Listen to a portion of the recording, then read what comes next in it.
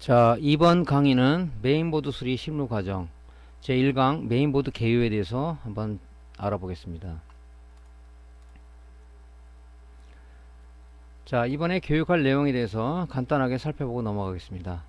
자, 우리가 메인보드든 TV 수리든 또 모니터 수리든 이런 부분을 수리나 제작을 하기 위해서는 기본적으로 우리가 갖춰야 될 장비들이 있죠. 그 장비가 없으면은 우리가 어떤 고장 점검이라든가 측정을 할 수가 없겠죠. 그래서 메인보드 역시 우리가 갖춰야 될 장비들이 있습니다. 자, 전압 측정 장비는 어떤 것이 있고, 파형 측정 장비는 어떤 것이 있고, 데이터 측정 장비는 어떤 것이 있냐 하는 걸 알아보고요. 그 다음에 솔더링 및 디솔더링 장비에서 한번 알아보고요. BGA 뉴욕 장비에 대해서 한번 살펴보도록 하겠습니다. 그 다음에 SMD 뉴욕 장비에는 어떤 것이 있고, 폼웨어 관련 장비는 어떤 것이 있는지를 살펴보고요. 또 우리가 보조 장비로서는 어떤 부분이 있는지를 한번 알아보도록 하겠습니다. 자, 메인보드라는 부분들을 지금 처음 접해 보시는 분이 많을 거예요. 유튜브 강좌에서 제가 모니터에 대한 강좌를 지금 진행하고 있지만 메인보드에 대한 부분을 좀 여러분들이 잘 모르시는 분이 많아요. 지금 메인보드라는 것은 뭐냐면 우리 데스크탑 PC 안에 보면 메인보드가 들어 있습니다.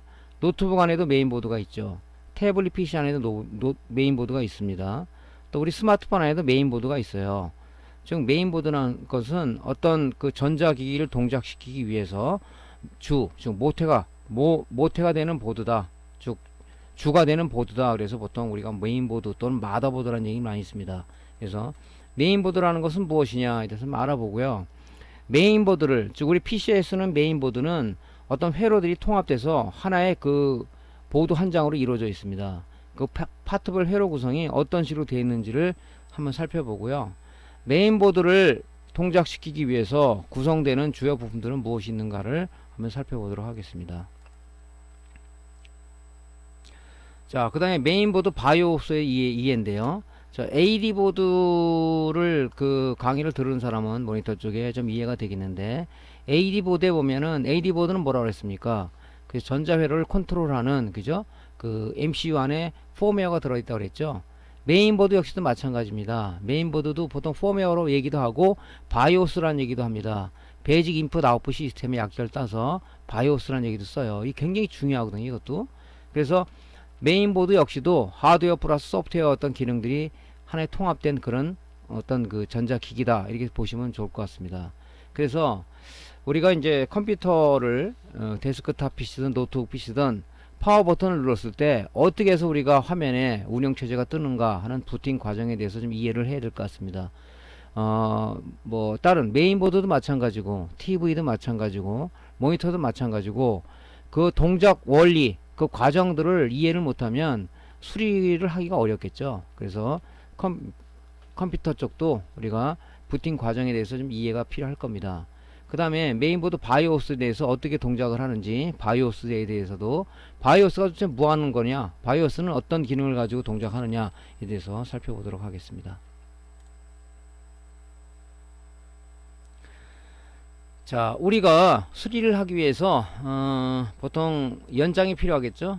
연장은 이제 우리가 뭐 아주 다양한 장비들이 많지만 기본적으로 갖춰야 될 그런 장비들이 있어요. 그죠? 그게 없으면 우리가 수리를 못 하겠죠.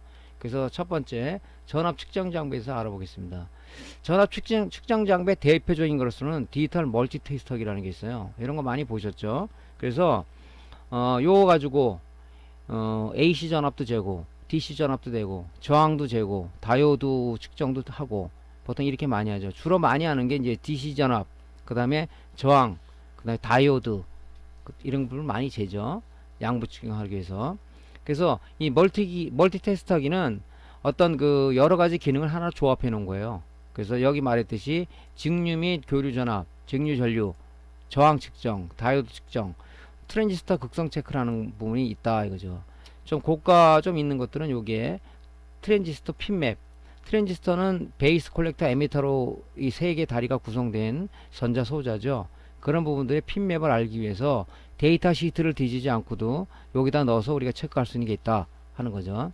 그래서 여러분들이 이제 보통 디지털 테스터기는 두 가지가 있어요. 아날로그하고 디지털 방식이 있는데, 아날로그 방식은 뭐 지금 잘 안 쓰고 있죠. 왜냐면은 이렇게 지침이 옮기는 왔다 갔다 하는데 요 눈금을 읽어야 되기 때문에 굉장히 뭐 저항 같은 경우는 배수값을 곱해서 읽어야 되고 불편한 점이 한두 가지가 아니죠. 디지털 멀티텍스터기 같은 건 여기 지금 액정에 나타난 값을 그대로 읽으면 되겠죠. 그래서 현재는 디지털 멀티텍스터기를 많이 씁니다. 요거는 뭐 여러분들이 장비가 보통 보면 저가냐 고가냐 이런 여러 가지 장비가 있는데 일단 장만하실 때는 그래도 중가 정도는 여러분들이 구매를 하셔야 되지 않겠냐 이런 생각도 듭니다. 왜 그러냐면 장비마다 정밀도 차이는 있어요. 그럼 가격이 약간 좀 있는 것들이 정밀도가 더 좋겠죠. 그래서 여러분들이 장만을 하신다면 약간의 가격이 있는 거를 구매하기를 원하십니다. 어떤 메이커라고 제가 말씀을 못 드리겠지만 보통 대표적으로 많이 쓰는 장비들이 있어요. 새 거가 구매하기가 어렵다면 중고 장비도 어떤 그 구매자들이 올려놓은 평을 보고 구매하는 것도 좋겠죠. 자, 멀티텍스터기는 반드시 있어야 되고요. 그 다음에 이제 메인보드 측정을 하기 위해서 보통 메인보드나 아니면은 뭐 모니터 쪽이나 전원이 제대로 공급 안 되면 그죠? 동작을 안 하겠죠. 자, 메인보드도 기본 전압을 공급해 줘야 동작이 되겠죠. 그럼 메인보드 데스크탑 PC나 아니면 노트북 같은 건 어디서 전원이 공급됩니까? 그죠? 파워 서플라이에서 공급이 되겠죠. 그래서 보통 이제 데스크탑 PC의 고장은 보통 파워 서플라이 전원 공급 장치 이 고장이 많아요. 그걸 눈으로 확인할 수는 없죠. 그래서 이런 파워 서플라이 테스터기가 있습니다. 꽂아가지고 테스터기 파워 서플라이는 보통 몇 가지 전압이 나오냐면 5V 스탠바이 전압, 그 다음에 3.3V, 12V, 5V 이게 나오는데 파워가 정상 동작한다면 파워 그 시그널까지 같이 나옵니다. 그죠? 그게 정상이라면 그럼 이 테스터기가 있으면은 스탠바이 전압 5V하고 3.3V, 12V, 5V 그 다음에 이제 파워가 정상이냐 아닌지는 신호를 보내는 파워구 시그널까지 체크할 수 있는 그런 파워 서플라이 테스터기가 있어요. 그래서 만약에 수리가 들어오면은 제일 먼저 체크할 게 파워 서플라이가 정상인지를 먼저 확인해야 되겠죠. 아무리 메인보드가 뭐 정상이라도 파워 서플라이가 고장이 나면 그죠? 전원 공급을 못 하다 보니까 메인보드는 부팅이 안 될 거란 말이죠. 그래서 먼저 고장 수리가 들어오면은 데스크탑 PC 또는 노트북은 아답터겠죠. 정상인지를 먼저 체크해 가지고 아답터 이상 유무를 바로 이런 파워 서플라이 테스터기로 측정을 할 수가 있다. 노트북 같은 경우는 우리가 멀티 테스터기 DC 모드로 먹고 체크하면 되겠죠.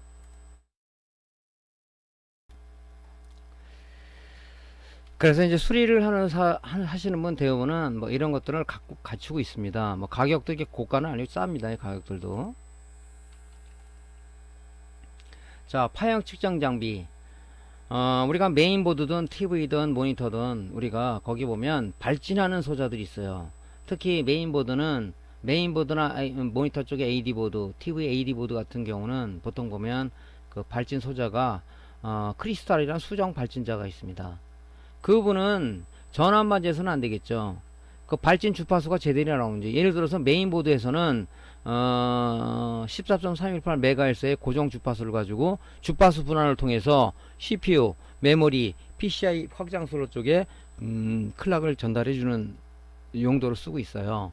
그러면 아무리 다른 소자가 정상이라도 그죠? 크리스탈이 수정 발진자가 발진 주파수를 동작을 안 한다면 소자들은 거기다가 동작 신호를 실어서 작동을 해야 되는데 그죠? 작동이 안 된다는 얘기죠. 그랬을 때 오실로스코프로 만약에 14.318MHz다 그 수정 발진자가 제대로 파형이 나오는지를 측정하기 위해서는 이 디지털 오실로스코프가 필요합니다. 테스터는 전압을 재는 장비지 파형을 재는 장비는 아니거든요. 그래서 소자 중에도 발진하는 소자도 있어요. 뭐 PWM이라든가 아니면 스위칭에서 나오는 발진이라든가 그다음에 수정 발진에서 나오는 거라든가 이런 부분들은 발진 파형이 있습니다. 그걸 재야 되겠죠.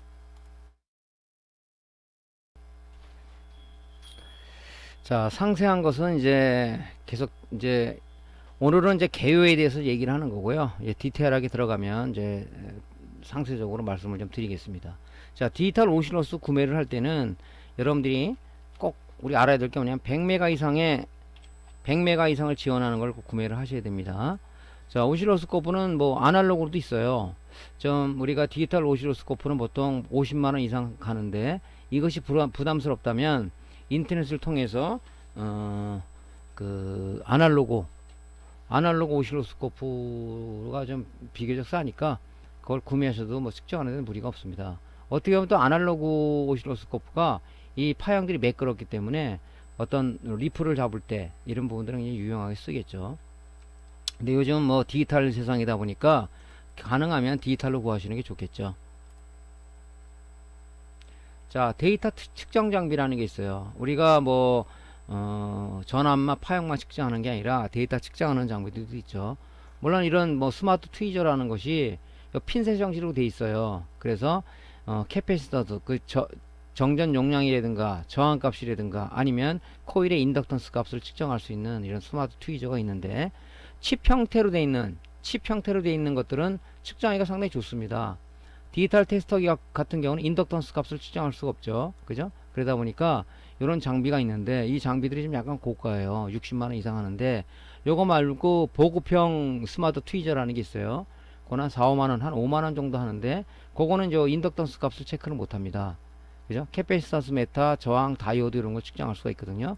하지만 유용하게 쓰고 있어요. 그런 것도 구매하셔도 괜찮을 것 같습니다. 나중에 한번 제가 측정할 때 한번 보여드리도록 하겠습니다. 자, 그래서 이런 데이터 측정 장비도 있고요. 주로 이제 우리가 많이 가지고 있는 것들이 보통 이 다기능 소자 테스터기예요.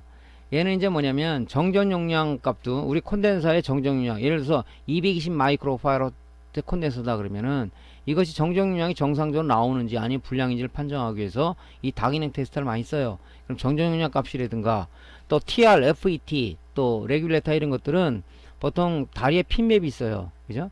핀맵을 체크할 때도 보통 이걸 씁니다. 그래서 요걸 많이 지금 쓰는 장비 중에 하나죠. 뭐 가격도 저가니까 뭐 이런 거 하나 갖고 있으면은 이런 시장에가 좋겠죠. 자, 그 다음에 디솔더링 장비. 우리가 수리를 하기 위해서는 납땜하거나 납땜을 띄는 장비가 필요하겠죠. 그래서 이 인두기는 뭐 수리맨들한테는 아주 필수죠. 필수. 그죠? 인두기가 두 가지 형태가 있어요. 고주파 인두기가 있고 세라믹 인두가 있는데 보통 우리가 막대 인두라고 얘기하죠. 인터넷에서 뭐 만원짜리 2만원짜리 그런 세라믹 인두기는 절대 사용하는 것을 금물이라고 제가 말씀을 드립니다. 왜냐하면 전자소자는 열로 인한 고장이 많아요. 그렇기 때문에 세라믹 인두기는 온도 조절할 수 있는 컨트롤 파넬이 없습니다. 그래서 고주파 인두기는 여기 보면 온도를 제어할 수 있는 게 있고 또 고주파 인두기는 그 열량만큼의 어떤 열을 내기 때문에 세라믹 인두기처럼 계속 열이 올라서 어떤 전자소재에 데미지를 안 줄 수가 있다.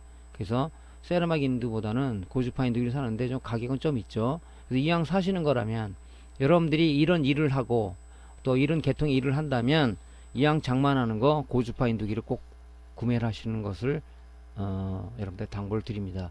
하나 더 말씀을 드린다면 어떤 우리가 장비를 살 때 아니면 계측기를 살 때 항상 중요한 구매 포인트는 뭐냐면 국내 AS망이 잘 갖춰져 있는지 AS가 잘 되는지를 반드시 체크하고 여러분들이 구매를 해야 돼요.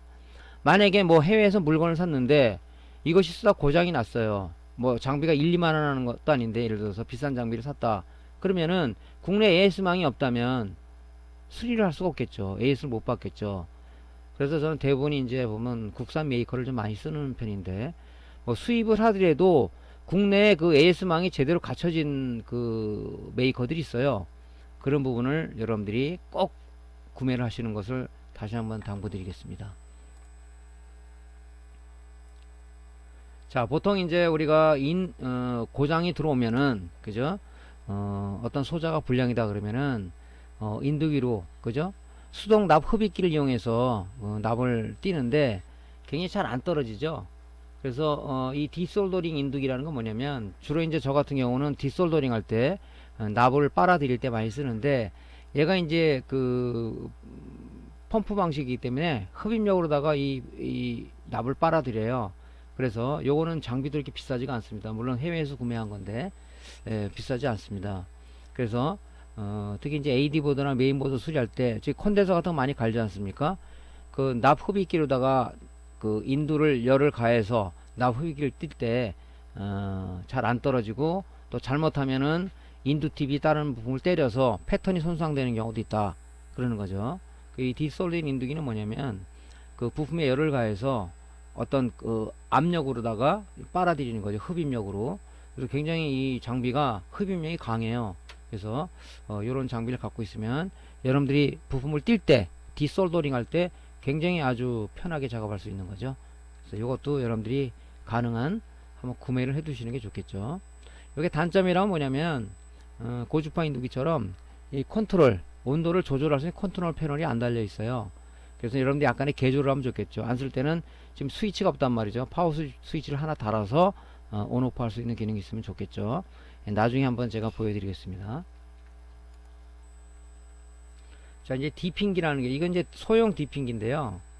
우리 그 메인보드에 보면 특히 이제 USB 포트라든가 PS 포트라든가 이런 부분들이 굉장히 띄기가 힘들어요. 그래서 그런 부분들을 우리가 요 납조에다가 납을 녹여서 납자에다 놓고 요 PCB판을 위에다가 얹혀 놓고 빼면 쏙 빠져버리죠. 그래서 요런 형태의 어떤 그 디핑기, 소형 디핑기를 씁니다. 그래서 보통 우리 메인보드 수리 들어오면은 제일 많이 고장 나는 데가 어디예요? USB 포트가 제일 많이 고장 나죠. 왜냐면 보통 막 힘을 줘서 꽂다 보니까 부러지거나 아니면 안에 그 핀이 휘거나 그랬을 경우는 보통 그 USB 포트 부품을 별도로 팔다 보니까 이런데 디핑기에 넣어가서 빼내고 거기다가 이제 우리가 다시 새 부분을 낄 때 여러분들이 이제 그 인두기나 수동납 흡입기 또는 디솔더링 기구로다가 뺄 때 아주 힘들어요 그게. 근데 이런 소형 디핑기 같은 게 있으면은 그죠? 거기다 대고 열이 가해지면은 금방 떼어지니까 그게 편하겠죠. 그래서 리디형 소자 같은 경우는 상당히 띄기가 좋다. 콘덴서 갈 때도 올려놓고 빼고 바로 넣으면 바로 붙어버리죠. 그래서 이런 것들은 뭐 가격도 비싸지 않으니까 메인보드 또는 노트북이나 이런 거 수리하는 사람들은 뭐 모니터 AD보드도 빼기가 좋아요. 그죠? 이런 것도 하나 있으면 좋겠죠. 가격은 그렇게 비싸지가 않습니다. 자, BGA 리역 장비는 뭐냐면은 우리가 노트북 같은 거 보면은 보통 요즘은 그 칩셋 같은 거 다 BGA 타입으로 돼 있어요. BGA 타입으로. 그러니까 이 장비가 없으면은 열풍기를 뛸 때는 뭐 열풍기로 뛰는 사람도 있는데 열풍기로 뛰다 보면은 굉장히 그 뭐라 그럴까 칩에 손상이 많아요. 그래서 BGA 리역 장비로 칩셋을 떼어내고 다시 리볼링해서 얻는 그런 그 장비입니다 이게. 그래서 이 상당히 고가인데 물론 뭐 데스크탑 메인보드 수리하기 위해서는 꼭 가지고 있을 필요는 없지만 여러분 노트북을 만약에 수리를 한다 그러면 이 BGA 장비는 필수죠. 그래서 그럴 때 쓰는 겁니다 이게.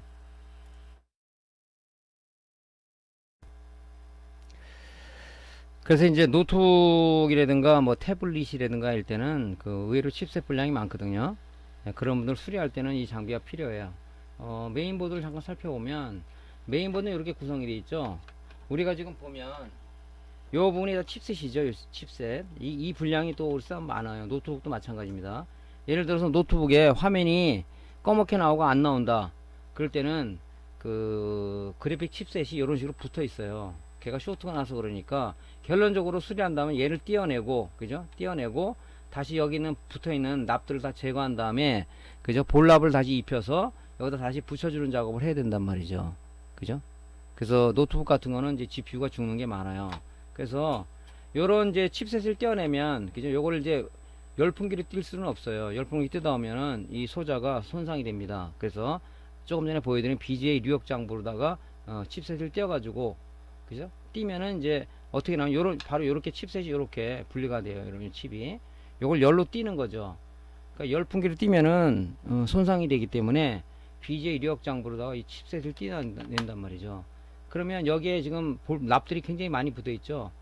요것들이 다 회로들이에요. 여기 회로 납이 붙어 있는 부분을 우리가 디솔더링 해가지고 다시 어떻게 하냐면은 요 이제 그 지그를 통해서 지그를 여기다 얹고 그죠? 여기다가 이제 젤 플락스를 발라 가지고 요 스텐실이라는 게 있어요. 여기 맞는 스텐실을 올려서 그죠? 여기다 이런 볼랍이 있습니다. 볼랍. 요 볼랍을 얹혀 가지고 다시 얘를 붙여서 어떻게 해야 되냐? 다시 여기다 붙이는 거죠. 그죠? 그런 일련의 작업을 거치는데 이 지금 BGA 작업은 수리의 끝판왕입니다. 굉장한 실력이 있지 않으면 하지를 못해요. 그래서 메인보드는 지금 여러분들 알다시피 보통 비싸야 뭐 한 15만원 20만원 하지 않습니까? 그런 수리는 잘 안 하죠. 예전에는 메인보드 초기일 때는 많이 했었는데 요즘 이제 거의 많이 안 하고 주로 어떤 거라 하면 공장 CNC에 붙어 있는 메인보드다 그런 것들은 구할 수가 없잖아요. 이게 불량이라면 얘를 떼어서 BGA 리역을 한단 말이죠. 떼어내서 납을 다 제거를 하고 또 PC 있는 부분에 납을 제거를 하고 거기다가 볼을 얹혀서 그 다음에 이 볼을 구워 가지고 다시 이 여기다 얹어 가지고 BGA 장비로 다시 붙이는 거죠. 그때 필요한 게 BGA 장비예요. 열풍기나 이런 거 가지고는 안 됩니다. 힘듭니다. 할 수가 없어요, 이게. 그래서 굉장히 중요한 장비 중에 또 하나죠. 그래서 여러분들이 그런 작업을 하는데 지금 여러분이 초보 단계에서 이 BGA 리역 작업을 한다. 이것은 굉장히 어려운 작업입니다. 하지만은 이런 것도 있다는 내용을 알고 하는 사람과 또 모르고 하는 사람은 또 많은 차이가 있겠죠. 그래서 그거 할 때 쓰는 장비들이 그겁니다. 그 장비가 바로 이 장비예요. BGA 리역 장비라는 겁니다, 이게. 자, 그 다음에 BGA 리역을 하기 위해서는 우리가 이제 핫플레이트 지금 조금 전에 보여드렸다시피 여기다 이제 BGA 그 지그에다가 그죠? 지그에다가 볼을 스텐실 얹어 놓고 볼을 부어 가지고 그죠? 부어 가지고 이 볼이 지금 붙어 있는 상황이 아니잖아요. 요 볼을 갖다가 볼을 다 얹혔다면 제자리에 안착을 했다면 이제 이 볼을 여기 붙여야지 흔들지 않게 붙여야 되잖아요. 그죠? 붙일 때 쓰는 이제 볼을 안착할 때 쓰는 게 바로 이 핫플레이트입니다. 핫플레이트에다가 그 칩셋을 구운다고 그러죠, 보통. 그러면 여기 칩셋 회로에 우리가 갖다 안착시킨 볼이 붙은 거죠. 그 붙은 볼을 갖고 이제 우리가 BGA 리역 장비로 PC 표면에 붙이는 겁니다. 자, 리볼링 지그라는 것은 조금 전에 보여드린 이거예요. 볼을 안착하기 위해서 그죠? 이 장비가 필요하죠. 그럼 여기다가 이제 칩셋을 이렇게 고정시켜서 그죠? 여기다 이제 스텐실을 얹고 그다음에 볼랍이라는 게 있죠. 아까 좀 보여드렸죠. 볼랍을 여기다 뿌려서 잘 골고루 홈에 들어가게 만든 다음에 이제 핫플레이트를 구는 거예요. 그때 이 칩셋을 고정하고 볼랍을 안착시키기 위한 기본적인 장비가 이 리볼링 지그입니다. 그죠?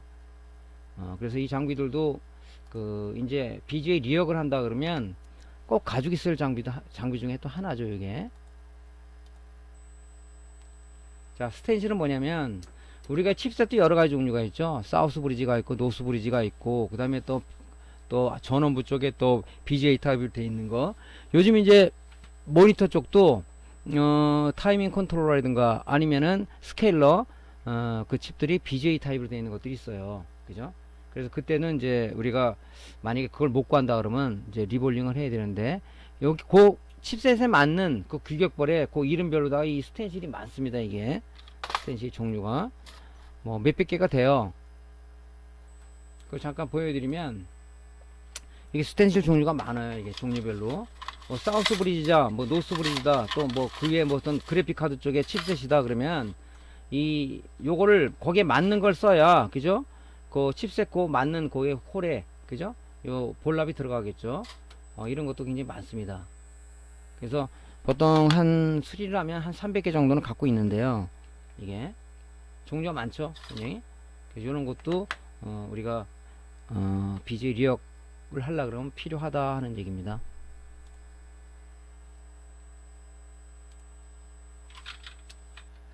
자, 그 다음에 이제 우리가 뭐 메인보드를 수리하던 아니면 모니터를 수리하던 TV를 수리하던 SMD 리역 장비가 필요하다 그랬죠. SMD 리역 장비는 우리 메인보드나 이런 걸 보면 여러분들이 좀 많이 좀 봐왔을 것 같은 생각이 드는데 이 모든 부품들이 말이죠. 이렇게 부품이 표면 실정화되어 있어요. 이렇게 처음 다 보면 이 표면에 그죠? 뭐 콘덴서 같은 건 뒤에 홀을 뚫어서 요게 밑에다가 리드 타입으로 되어 있지만은 이런 부품들은 전부 다 SMD 타입으로 되어 있어요. SMD 타입으로 그죠? 이걸 띄기 위해서는 인두기가 좀 약간 힘들죠. 이런 것들은. 그래서 열풍기로 열을 가해서 핀셋으로 우리가 띄는 작업을 할 때 이 SMD 리역 장비 즉 열풍기라는 게 필요합니다. 전부 다 거의 한 70% 정도가 전부 다 이 SMD 타입으로 되어 있어요. 이렇게 부품들이 전부 붙어 있다고 이렇게 보이시죠? 이렇게 이런 것들 다 SMD 타입이에요. 이걸 뛸라 그러면 인두기 갖고 힘들어요. 그러니까 이제 우리 열풍 장비라는 게 필요하겠죠. 자, 그게 이제 열풍기예요. 보통 우리가 작업 많이 하는 부분이 이제 그 그래픽 카드, 또 메인보드 쪽, 그 다음에 이제 LCD 모니터 AD 보드에도 보면 굉장히 많은 SMD 타입의 부품이 많이 붙어 있어요. 지금 메인보드 강의를 처음 듣는 사람은 지금 하는 얘기가 용어가 뭔지를 어색해 하시는 분이 있을지는 모르겠어요. 왜냐면 유튜브 제 강의를 듣는 사람들은 거의 듣는 사람들이 많은데, 처음 들어온 사람들은 좀 무슨 얘기를 하는가 그러면, 유튜브에 보면 전기전자 기초라는 게 있습니다. 그것부터 여러분들이 다시 한번 훑고 들어오면 굉장히 이해하기가 쉬울 거예요. 그래서 전기전자 기초 과정을 충분히 처음 오시는 분들은 충분히 그걸 마스터한 다음에 모니터 강의라든가 메인보드 강의를 들어야 될 걸로 여러분 내가 판단을 합니다. 그래서 이 강의는 최소한 전기전자 기초 과정을 이수한 사람이 들어야 될 그런 강의입니다. 그걸 이수하지 않고 들면은 무슨 내용인지는 몰라요. 전기전자 기초 과정을 들으시고, 그 다음에 모니터 실무 과정이라고 유튜브에 올려놨습니다. 그 과정을 좀 들으신 다음에 메인보드를 들으면은 굉장히 여러분들이 이해하기가 쉬울 겁니다. 그래서 처음 들어오신 분들은 그렇게 강의 순서를 순차적으로 들어오시는 것을 당부드립니다. 자, ISP 지그, 이거는 AD 보드 강의 때 말씀드렸죠. 이 ISP 지그는 우리 메인보드에 보면요, 폼웨어라는 게 있어요. 폼웨어라는 게. 우리 AD 보드에 보면 MCU 안에 그 4S, OS가 들어있다 그랬죠. 이 메인보드도 마찬가지입니다. 이 바이오스라는 폼웨어라는 게 들어있는데, 바로 어디 있냐면, 바로 요게, 마이콤, MCU 안에, 요 안에 폼웨어, 바이오스가 들어있는 거예요. 우리 주로 이제 데스크탑 PC 쓰면, 뭐, 델키나 F11을 클르면 바이오스 화면이 나오죠.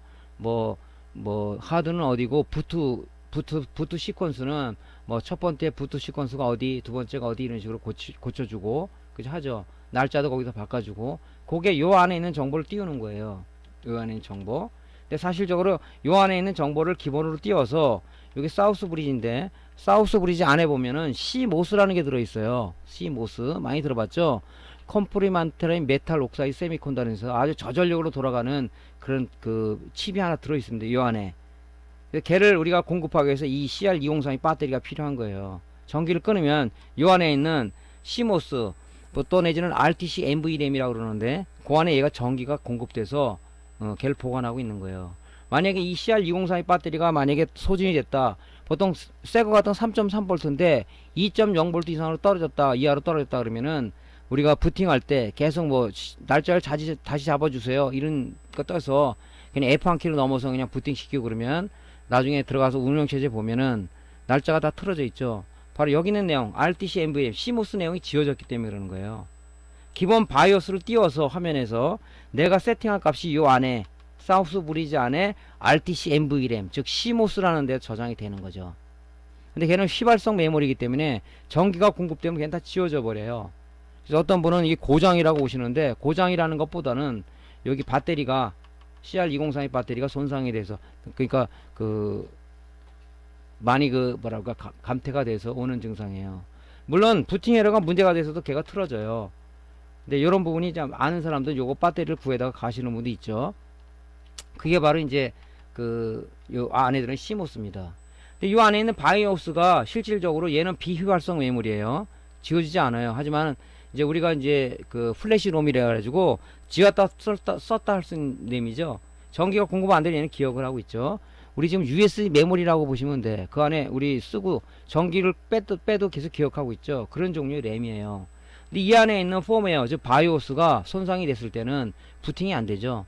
그럴 때는 뭐냐면, 이걸 써놓을 수 있는 방법은 이 ISP 롬 라이터라는 게 필요한 거죠. 여기 내용을 갖다 우리가 써놔야 되죠. 그때 필요한 게 뭐냐? 바로 이 ISP 지그라는 거죠. 그래서 옛날엔 롬 라이터를 썼는데, 요즘에 이제 가격도 좀 싸고, 그래서 메인보드에 있는 MCU, 즉 칩을 띄어서 요 소켓에 올려가지고 이제 컴퓨터랑 연결해서 이 프로그램 띄워가지고 이제 거기다 라이트를 하는 거죠. 그때 이게 필요해요.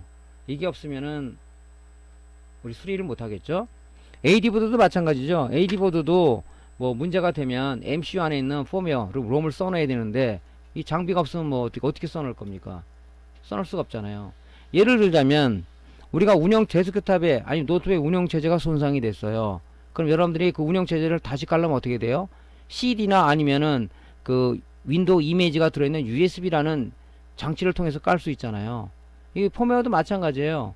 이런 중간 장치가 있어야 우리가 폼웨어를 써놓을 수가 있다. 바이오스를 써놓을 수가 있다. 이런 얘기입니다. 그래서 굉장히 중요한 장비 중에 하나죠. 자, 보조 장비로서는 우리 메인보드에 보면은 보통 PCB 마킹명을 보고 부품을 찾고 하는데 이게 안 보이는 경우가 있어요. 안 보이는 경우가 굉장히 아주 글자가 조그맣게 돼 있고 회로를 검사할 때도 마찬가지로 굉장히 조그매요. 이게 이 글자 보통 마킹이 적혀 있는데 눈 안 좋은 사람 요거 보려고 그러면 이게 뭔지 보려고 그러면 안 보이잖아요. 그래서 전자현미경 같은 걸 확대해서 우리가 부품을 찾기 위해서 많이 또 씁니다. 또 이 전자현미경이 언제 쓰냐면은 요런 이제 보통 소자들이 이런 소자들이 그 낙뢰라든가 이런 게 들어왔을 때 이 소자가 살짝 타는 경우가 있어요. 뭐 요런 소자들이 타는 게 있어요. 눈으로는 몰라요. 그래서 이제 간혹 이제 우리가 손으로 이렇게 만져봅니다. 보통 쇼트된 것도 열이 확 올라오거든요. 그래서 이런 같은 건데 IoT 같은 경우도 나가는 경우가 있어요. 되면 막 손을 못 대면 뜨거워요. 그래서 그런 것 같은 건 이제 수리를 많은 경험이 있으신 분은 금방 아는데 없으신 분은 전자현미경에는 최소한 루페로도 확인해 보면 홈에 살짝 파진 게 있어요. 요거는 이때 전자소자를 보호하기 위해서 위에 세라믹막으로 덮여 있는데 요 세라믹이 날아가는 경우가 있어요. 홈이 무슨 송곳으로 찍어 놓은 마냥 쏙 들어간 게 있어요. 그런 것들은 전자소자가 탄 겁니다. 그랬을 때 이제 보통 우리가 돋보기라고 그러죠. 루페로 본다든가 전자현미경으로 보면 이게 파진 게 보이죠. 그래서 이제 그거를 떼어내고 부품을 간다든가 그래서 보통 이제 그때 전자현미경 또는 이제 패턴을 확인할 때 크게 확대가 되다 보니까 좀 많이 쓰죠. 이런 것들은 검사할 때나 아니면 이제 부품 마킹을 볼 때나 아니면 굉장히 조그만 소자가 문제가 있는지 없는지 좀 얘가 이제 뭐 어떤 전소가 된 건지 아니면 뭐 반만 전소가 된 건지를 확인하려면 이런 게 필요하겠죠. 루페는 뭐 다들 갖고 있죠. 왜냐면 이제 특히 이제 부품을 뭐 고장나서 가를 때, 그죠? 신청을 할 때 품번을 알아야 되니까 그거 보고 PC 마킹용 볼 때 많이 쓰죠. 그래서 그런 뭐 패턴을 확인할 때 이런 검사 장비로도 많이 쓰죠. 루페는 꼭 갖고 있어야 되고요. 특히 이제 메인보드를 수리를 한다 그러면은 이제 포스트 카드라고 있어요. 포스트 카드. 이 바이오스 안에는 그 안에 폼웨어가 들어 있는데 폼웨어 안에는 얘가 이제 그 부팅하면서 바이오스 내용을 먼저 읽어요. 그 순서대로다가 이 기기가 이상이 없는지를 이 바이오스가 체크를 해보는 거예요. 우리 부팅 들어갈 때 뭐 바이오스는 뭐고 뭐 그래픽은 뭐고 쭉 뭐 어떤 영어로 나오는 게 있죠. 얘가 동작을 하는 거야. 그 메인보드에 있는 그 폼웨어가 바이오스가 동작을 하는 거예요. 그 루틴에 의해서 그죠? 어떤 그 흐름에 의해서 그 주변 장치 체크하고 이상이 없다면 이제 운영체가 부팅이 되는데 이 포스트 카드는 뭐냐면 그 얘 루틴에 의해서 실행되는 것들이 그 16진수 값으로 보여줘요. 그래서 고장난 부위의 번호가 여기 나온다고요. 여기에 요 LCD 판에. 그러면 그 번호를 보고 우리가 대충 어디 쪽에 불량이다 이런 것을 알기 위해서 메인보드 고장 진단기 포스트 카드라고 얘기하는데 그 포스트 카드를 씁니다. 그래서 이제 보통 예전에는 이제 이렇게 PCI 방식이라고 썼는데 요즘 이제 메인보드들은 PCI 슬롯이었고 PCI 익스프레스 1 방식으로 다 바뀌어가고 있죠. 속도 때문에. 그래서 그때 이런 것을 쓰면 됩니다. 그때 이제 이런 거 써요. 그러면은 그 코드 값에서 대충 메모리 쪽이 문제겠네, 칩셋 문제네, 어디가 문제네 이런 거 알 수가 있어요. 포스트 코드를 보고 그때 이제 쓰는 겁니다. 이게. 자, 그래서 이제 기본적인 장비를 제가 말씀을 좀 드렸고요. 뭐 그 외에도 있는데 보통 하면 그 정도면 되지 않겠나 해서 제가 말씀드렸고요. 자, 메인보드가 뭐냐? 이 메인보드는 우리 LCD 모니터를 수리해 본 사람 알 거예요. 복잡하네. 메인보드는 나눠져 있죠. 립스보드 따로, AD보드 따로, 패널보드 따로, 또 내지는 뭐 OS보드 따로 돼 있기 때문에 면적도 적고 또 그래서 고장 부위 찾기가 굉장히 쉬웠는데 메인보드는 통합으로 이루어져 있어요. 이 한 장에 모든 기능이 다 들어가 있단 말이죠. 그래서 우리가 동작 흐름, 원리 이런 걸 모르면 손대기가 굉장히 힘든 게 메인보드다. 노트북 역시도 마찬가지예요. 메인보드와 똑같은 흐름을 가도 동작을 하는데 노트북은 뭐가 하냐? LCD가 달려있죠. 또 배터리를 공급하는 그런 부분이 달려있죠. 그런 회들이 더 부과가 돼 있다 하는 거지. 그죠? 근데 흐름은 같아요. 동작 원리는 같단 말이죠. 그래서 메인보드 수리한 사람이라면 또 노트북 메인보드 수리하기가 수월하죠. 그래서 메인보드는 뭐냐면은 마더보드라고 얘기돼요. 모체가 되는 보드다. 그죠? 모체가 되는 보드라 해서 주가 되는 보드다. 그래서 보드 메인보드라고 얘기합니다. 모니터에서도 우리 AD 보드를 뭐라고 그럽니까? 메인보드라고 얘기하죠. 그죠? 그러니까 주가 되는 보드예요. 모든 전자회를 컨트롤하고 하는 기능이 들어있기 때문에 메인보드를 얘기를 합니다. 이 우리 데스크탑에서 메인보드는 뭐냐면 컴퓨터에 장착되어 있는 이런 모든 장치들을, 그죠? 연결시켜주고 서로 간의 어떤 상호 유도에 의해서 데이터를 공급하고 또 전원도 공급하는 그런 어떤 컴퓨터의 전체적인 성능과 안정성을 보장하는 그런 핵심적인 부품을 우리가 마더보드라고 또 메인보드라고 얘기를 합니다. 모든 기능들이 통합이 되어 있어요. 뭐 전원 공급 회로서부터, 그죠? 부팅, 시모스 회로서부터 바이오스 회로, 그 다음에 인터페이스 회로들이 전부 다 이렇게 하나의 그 한 장치로 그냥 통합이 되어 있는 겁니다. 그죠? 그래서 메인보드라는 것은 데스크탑에서 메인보드가 하나라도 문제가 되면 부팅이 안 되죠. 그래서 굉장히 이 고장 부위 찾기도 상당히 까다롭습니다. 쉽지가 않아요. 그래서 제가 이제 지금 교육을 하는 이유가 뭐냐면 이런 부분에 정확한 이론을 알고 동작 원리를 안다면 고장 부위 찾기가 한장 쉽겠죠. 우리 에이드보드 할 때도 립스보드 5단계 과정을 거친다 그랬는데 그 과정 흐름을 알면은 대충 어느 부위겠다 하고 알 수가 있듯이 메인보드도 마찬가지입니다.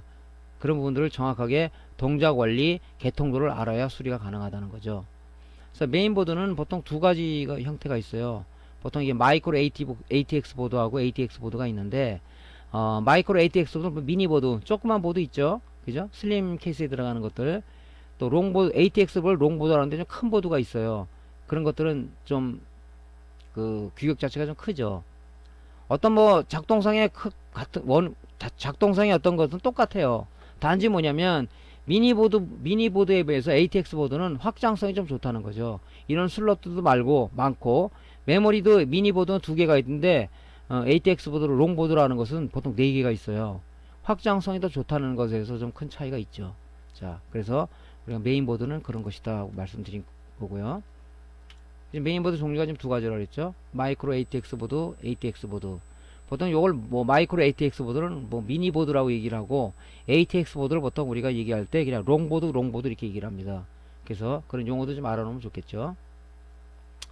자, 좋은 메인보드라는 건 뭐냐? 여러분들 메인보드를 뭐 구입하는 사람도 있을지 모르겠는데 보통 좋은 메인보드는 어떤 제일 중요한 게 AS죠. 이것이 AS가 잘 되는지 안 되는지, 그죠? 근데 확장성이 지금 말해도 확장성이 정말 굉장히 좋은 건지 안 하는 건지. 예를 들어서 메모리가 2개가 있었어요. 8기가 2개가 꽂았는데 16기가 2개를 꽂는다면 어떻게 되겠어요? 8개 빼야 되잖아요, 그죠? 2개를 꽂아야 되기 때문에 이런 거 같은 경우는 확장성이 좋기 때문에 자, 2개가 꽂아 있어. 16기가 2개를 여기다 양쪽에 꽂으면 되겠죠. 그래서 기존에 있는 거를 버리지 않고 우리가 쓸 수 있는 그런 확장성이 있다. 그 다음에 뭐 메인보드에서 칩셋이 있는데 이 칩셋이 뭐냐면요. 우리 그 사거리에 교통 신호등이 있는데 사거리에 교통 신호가 있어요. 그죠? 신호가 고장 났으면은 반드시 경찰관이 나왔죠. 경찰관의 어떤 제어에 의해서 우리 차들이 오고 가고 쓰고 하죠. 그런 모든 회로를 컨트롤하는 놈이 바로 이 제어자가 이 칩셋이에요. 칩셋. 그죠? 중요한 역할을. 얘가 죽으면 어떻게 됐어요? 제어를 못 하잖아요. 사거리에 교통신호가 없었다. 신호가 꺼져 있는데 교통신호 그 순경이 없었다. 그러면 어떻게 해요? 차가 서로 가려고 나니까 사고가 많이 나겠죠. 그런 거나 마찬가지란 말이죠. 그래서 이 저속 및 고속 장치를 잘 제어해줄 수 있는 관리자인지 좀 보시고, 칩셋은 뭐 제조회사들이 많잖아요. 인텔서부터 뭐 AMD도 많잖아요. 그런 이제 칩셋인지를 확인하고, 그 다음에 이제 보통 온도나 전압 관리를 자동으로 해줄 수 있는 거냐, 그죠? 온도가 올라오면 팬이 돌게 하고, 온도가 낮으면은 팬이 저속으로 돌아가나 멈추게 하고 하는 그런 좀 게 있다면, 그죠? 소음도 좀 적겠죠? 그리고 온도 센서가 달려서 그렇게 해주는 보드들도 있어요. 또 제일 중요한 것은 이 전원부 구성이 충실한지를 봐야 돼요. 고가 보드들은 이 전원부 구성이 굉장히 충실하게 되어 있습니다. 왜 그러냐면은 ATX 파워, 우리 파워 서플라이에서는 나오는 전압이 몇 볼트입니까? 12V, 5V, 3.3V 이 세 가지 밖에 형태가 나오질 않습니다. 그렇기 때문에 CPU가 원하는 것은 1.5에서 1.85V인데 지금 여기 있는 그죠? 이 PWM하고 이 드라이버하고 FET하고 공조를 해서 그죠? 이 전압을 만들어 준단 말이죠. 그래서 CPU가 원하는 공급을 CPU VID 값이라는 게 있어요. KA에서 만들어 주는데 이 전원부가 그죠? 전원부가 지금 여기가 여기 보면 칩 코일 있죠? 이게 4개죠. 이게 4페이지라고 얘기하는 겁니다. 전원부가 4개로 병렬로 연결되어 있는 거예요. 그죠? 이 CPU 쪽에 높은 암페어의 어떤 전류를 공급해 주려다 보니까 전원부를 병렬로 연결해서 전류를 좀 세게 해주는 거죠. 이렇게 구성이 되어 있어요. 근데 허접한 것들은 보면 이게 뭐 2페이지로 되어 있거나 아주 허접하죠. 그랬을 경우는 아무래도 CPU나 그죠? 이런데 전원 공급이 좀 문제가 되겠죠. 전원 공급 구성이 지금 전원부가 충실하게 되어 있는 건지를 우리가 봐야 되는데 보통 저가보다 고가보다 차이는 바로 그런 것들이죠. 확장성이 좋고 이 전원부 이 구성 또는 여기 전원부에 들어가는 이 부품들이 굉장히 고가의 어떤 이 소자들을 썼어요. 그러니까 결론적으로 뭐냐면 굉장히 수명이 오래 가겠죠. 또 예를 들어 파워가 약간 좀 부실해더라도 여기서 그죠? 좀 어느 정도 걸러주기 때문에 메인보드라든가 컴퓨터 고장이 좀 적게 가겠죠. 그래서 이런 우리 체크 포인트를 갖고 구매를 해야 된다는 거죠. 자, 그래서 메인보드 종류는 이제 그렇게 두 가지로 우리가 나눌 수가 있다는 걸 말씀드리고요. 자, 메인보드는 어떤 회로들이 전부 다 통합으로 이루어졌다고 그렇게 얘기를 했어요. 회로들이 통합이 돼서 하나로 다 이루어져 있기 때문에 그 구성, 그 파트별 어떤 동작 원리를 모르면 수리하기가 어렵다. 그래서 메인보드는 그죠? 부팅 회로, 전용 공급 회로, 클락 회로, 리셋 회로, 바이오스 회로, 시모스 회로, 인터페이스로 이렇게 구성이 돼서 이 통합으로 붙어 있는 겁니다. 굉장히 어려움이 많죠. 이게 정확한 이론을 알고 해야 되기 때문에. 그래서 메인보드 부팅 회로는 뭐냐면은 우리가 그 메인보드 우리 전원 버튼을 누르면은 키고 그죠? 종료하면 꺼지는 기능을 즉 컴퓨터 전원을 켜고 끄는 것을 우리가 관장하는 것을 우리가 부팅 회로라고 얘기를 하는데 이 원리는 어떻게 이용이 되냐면 우리가 컴퓨터 앞에 있는 전원 스위치를 누르게 되면 그 온 시그널이 어디로 들어가냐면 그 IO라는 칩을 거쳐서 사우스 브리지로 들어가서 사우스 브리지에서 파워를 제어할 수 있는 제어 신호를 보내면 파워 서플라이가 그 시온을 받아서 그 ATX 전원을 공급하는 거예요. 우리가 데스크탑에 파워 전원을 꽂게 되면 파워 버튼 누르기 전까지는 끼면 스탠바이 5V만 나오는 거죠. 스탠바이 5V가 나와서 이제 이 메인보드가 기동하기 위한 기본 동작 대기 전압을 딱 공급하고 대기하고 있다가 파워 버튼을 누르게 되면 그 온 시그널이 이제 IO라는 칩을 통해서 사우스 브리지로 보내주면은 사우스 브리지에서 그 온 시그널을 ATX 파워로 전달하게 주는 거예요. 그러면 ATX 파워가 기동을 해서 5V, 10V, 3.3V를 메인보드 파워 커넥터를 통해서 각 장치로 공급을 하는 거죠. 요게 사우스 브리지인데, 그죠? 이 사우스 브리지 제어 신호를 주는 거. 보통 사우스 브리지 제어 신호를 주는 게 있고, 슈퍼 IO 칩에서 제어 신호를 주는 게 있어요. 그죠? 그 제어 신호를 주게 되면, 여기 지금 파워 커넥터에서, 우리가 파워온, 초록색의 파워온 단자하고, 검정색 선이 있죠? 걔가 그라운드예요. 평상시에는 누르기 전까지는 걔가 5V를 유지하고 있다가, 파워온 버튼을 누르게 되면 이 제어 신호가 여기를 줘서 한 전이차를 이용해서 걔를 0V를 만들어주게 되면 ATX 파워가 파워 동작해야지 하고 그래서 동작이 되는 겁니다.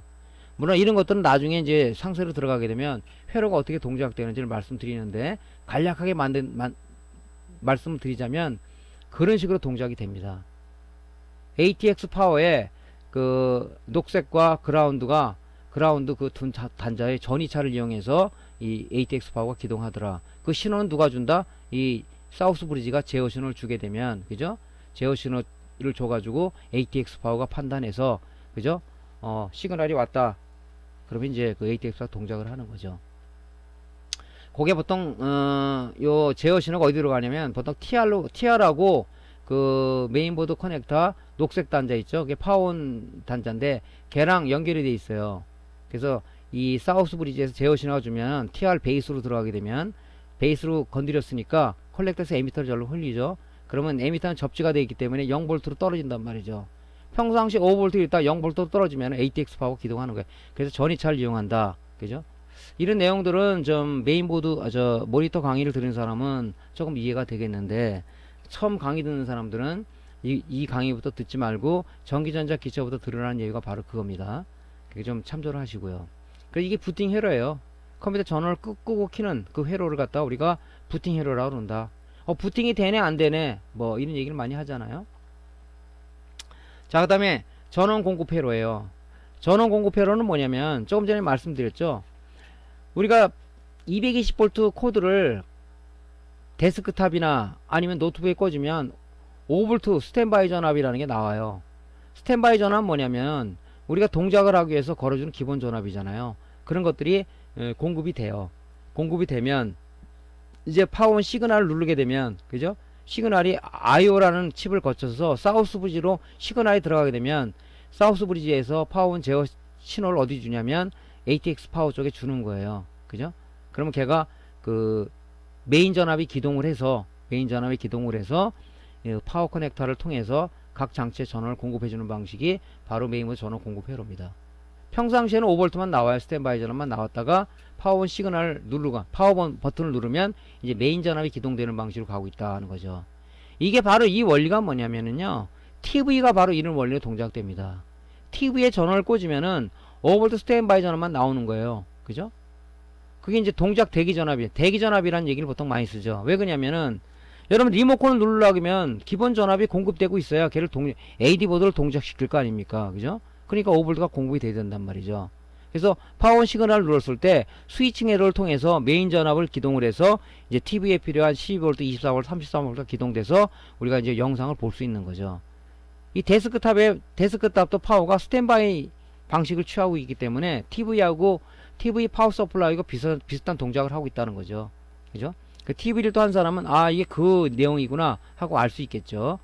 예, 그래서 평상시에는 스탠바이 5V만 나왔다가 이제 우리가 파워 스위치를 누르거나 또 리모컨이 갖춰진 어떤 데스크탑이라 그러면 눌렀을 때 그 신호가 들어와서 이렇게 제어 신호를 주게 되면 ATX 파워 기동해서 이제 컴퓨터에 필요한 모든 전원을 공급하고 있더라 하는 것이 메인보드 전원 공급 회로입니다.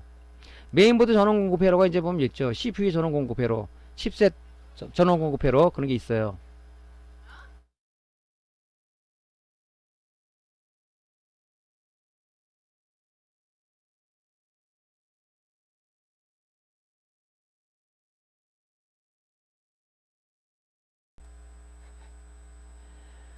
그래서 이런 이제 그 각종 회로에 전원을 공급한다 하는 내용을 좀 알고, 오늘은 뭐냐면 메인보드 개요에 대해서 얘기하는 거기 때문에 잘 이해가 안 되시는 분들은 이제 디테일한 내용 들어갈 때 이제 또 얘기를 할 겁니다.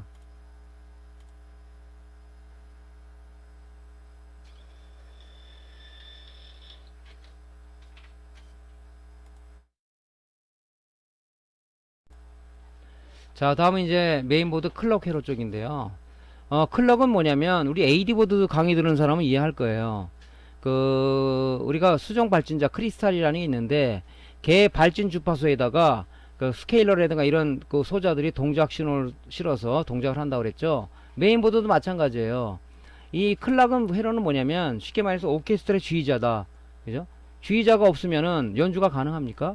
주의자의 어떤 그 주의에 맞춰서 악기 소리를 내고, 그죠? 악기의 강약을 맞추고 해서 하나의 앙상블이 이루어진다 이렇게 말씀드렸죠. 메인보드도 마찬가지예요.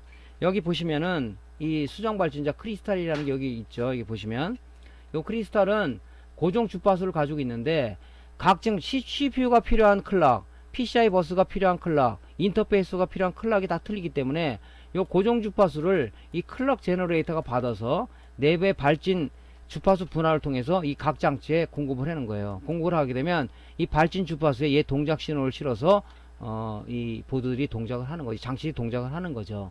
그게 바로 클락 회로다. 클락 회로 이게 구성이 되어 있죠. 그래서 AD 보드에도 이 수정 발진자가 있죠. 거기에 이제 동작 신호를 싣는다. 그게 이제 클락 회로입니다. 리셋 회로는 뭐냐면요, 우리가 동작을 할 때 항상 이 장치들을 리셋을 해줘야 돼요. 초기화를 시켜줘서 동작을 하는 겁니다. 그래서 리셋 회로는 보통 이 사우스 브리지의 리셋 회로를 갖고 있는데 전원을 넣게 되면 걔 동작을 통해서 리셋이 초기화를 된 다음에 그 다음에 이 클락이 동작이 돼야 된다는 거죠. 그죠? 그죠? 그러니까 그런 이 구조를 가지고 있는 게 메인보드다. 리셋이 돼야 되는 거죠, 리셋. 그래서 이 장치들을 초기화하는 그런 회로가 리셋 회로다.